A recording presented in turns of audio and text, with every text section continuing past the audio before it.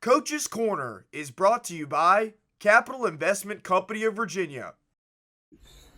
Hello and welcome into another episode of Coach's Corner. I'm Mitch, Stewart, and joined alongside me this afternoon is head coach Dan Bremner. Dan, thanks for joining me. Thanks for having me, Mitch. Absolutely. So, back in the President's Cup final for the second consecutive season for the Rail Yard Dawgs. So before we look ahead at the series in front of you, I want to look back at this past week for the Rail Yard Dawgs. Your matchup with Peoria, a 2022 final rematch for you guys, and you're able to get off to a good start in game one. You do drop game two after some weird kind of travel complications, but you bounce back on game three to get the job done. What were some of your takeaways from that semifinal matchup against the Rivermen? We went into that series and talked about how important game one was, and I was really happy with the way the guys came out, the energy we had. I felt throughout the series that we were definitely a little reserved, maybe a little apprehensive or nervous about the series, just playing, seeing the rematch from last year. It was a bit of a mountain mentally, I think, for us to overcome, and getting through that series was huge for us. And Peoria's a great team, and they pushed the whole way, and getting that great start in game three. Obviously that's kind of what did it for us, and then we kind of held on from there. But they pushed, and it was nerve-wracking throughout the series. So a huge, bit of a sigh of relief getting through that series, and really looking forward to getting started in the finals here. Talked about how Peoria is a great team, and obviously you guys have gained a lot of respect for them over the years. A lot of matchups in the playoffs, including the finals matchup. But this year it's all been about that unfinished business, trying to get back to where you guys were at the end of the year last year and getting able to finish the job. You were able to knock off Peoria. What kind of impact did that have? What was that moment like for you guys? Even though you know that you have another series left, what did that feel like to knock out the Rivermen?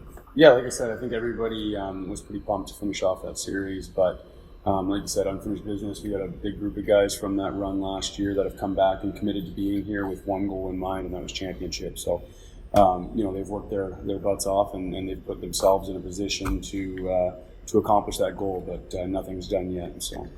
One player that really stood out during that Peoria series, Nick DeVito, was able to really light it up. He gets a hat trick in game two in that loss to Peoria, and it was his first pro hat trick, the first of the year for the Dawgs, and then he comes back in game three and adds two more goals. How important is it to kind of get a player like him rolling and contributing heading into the President's Cup final? Yeah, the whole team, all of us know what DeVito is capable of, and it's awesome to see him performing at such a high level.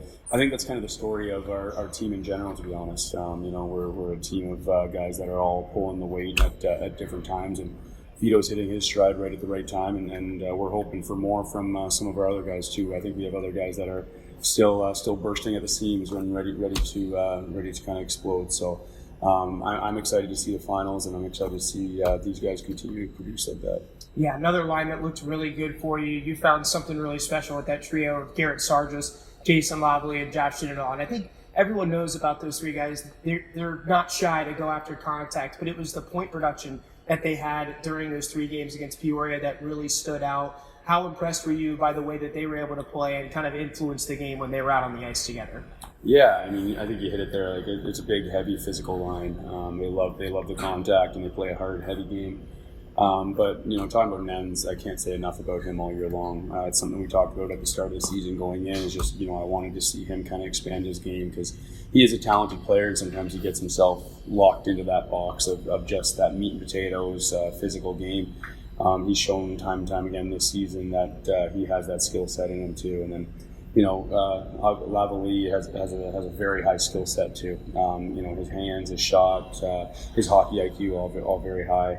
And then Sarge is, doing video, and Sarge is one of those guys where Sarge goes out there and just does Sarge things sometimes, and you try to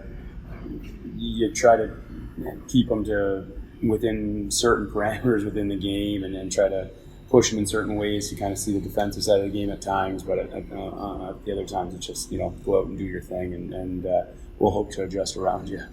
All season long, it feels like the strength of this Dawgs team has been on the back end, defensively and with your goaltending, especially with Austin Rodebush. And it felt like even though you guys were outshot in all three of those games, that every time you guys need a clutch clearance, a big moment to make those winning plays down the stretch, that group and then Austin as well were able to come up in those big moments. They're going to have a really tough matchup with this fast-paced group of forwards with Birmingham. How confident do you feel in that area of the Dawgs game heading into this weekend? I think it's going to be a great battle. I look forward to it. I mean, yeah, our team defense has been sound all year long, and like you said, a little uncharacteristic with 3 games in a row all outshot, but we weathered the storms, and I'm looking forward to our guys kind of like shaking off a little bit of those nerves from the Peoria series and kind of getting a little bit more comfortable and trusting their instincts a little bit better here in the series against Birmingham.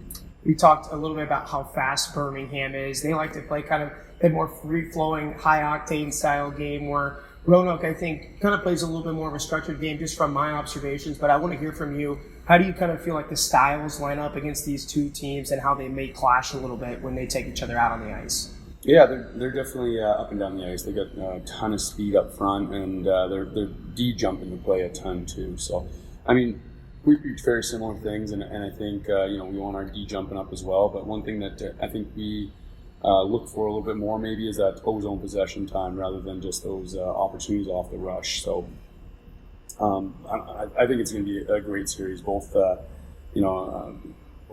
teams are able to generate a ton of shots on net. Both teams have kind of limited shots against on net. So it's going to be kind of one of those series that both teams are going to be trying to impose their will on the other. And I think, it's going to be an exciting series.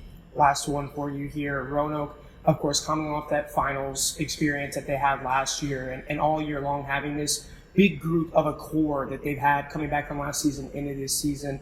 Do you feel like that experience kind of gives you guys maybe a little bit of an advantage, or just how do you kind of feel like that experience may help you all heading into this weekend when you take on Birmingham? I don't really look at too many advantages, disadvantages. I think at the end of the day, you're lining up beside another guy and you're going to try to outcompete him. But there's nothing that replicates experience, and to have that under our belt for a lot of these guys is huge because nerves do become a factor for sure. And I'm expecting nerves can go both ways too. Nerves can bring great energy, and they can also bring gripping the stick a little bit tight. And I'm looking to our guys to hopefully still have that energy from it, but also learn from the experience and maybe, like I said, loosen up a little bit, make sure that we're playing our game and not being too tight out there. Man, we're excited to see it. Best of luck to you. All right, thanks, Mitch. That's going to do it for this episode of Coach's Corner. The Rail Yard Dawgs taking on the Birmingham Bulls in the President's Cup Final. Game 1 and 2 down here in Alabama on Thursday night and Friday night at 8 p.m. Eastern Time. We'll have Bud Light watch parties at Club 611 at Berglund Center. And then on Monday, Game 3 back at the Doghouse. We'll hope to see you there at 7:05. Thank you so much for tuning in, and have a great rest of your day.